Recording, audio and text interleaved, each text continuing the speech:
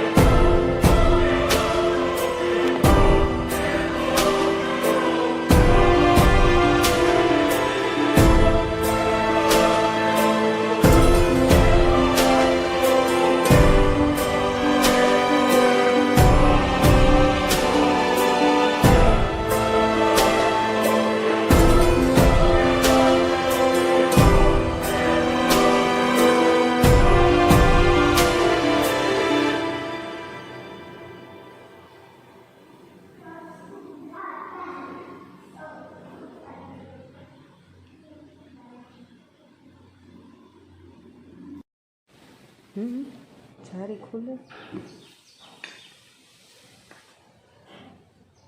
જારી ખુલતી હોય.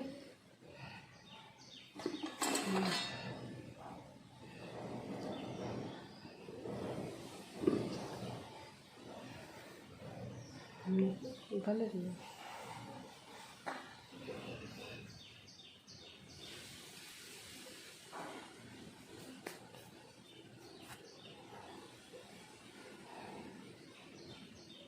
હાથ મૂકી દઈએ તો આ જ્યોત બંધ થઈ જાય છે. બોલો. જો મિત્રો, હાથ મૂકી દઈએ તો આ જ્યોત બંધ થઈ જાય છે. તમે છે ને, જો મિત્રો, આમાં આપણે હાથ અડાડીએ તો ધપતા નથી. અનાજ કે કંઈ પણ પકાવવું હોય તો પાકી જાય, પણ ધપતા નથી. આપણે હાથ મૂકીએ તો આ જ્યોત બુજાઈ જાય છે. મિત્રો, તમારે અહીંયા રસોઈ કરવી હોય તો આની પર તપેલું મૂકીને તમે રસોઈ કરી શકો છો. દિવસની મૂકવાની જ્યોત છે.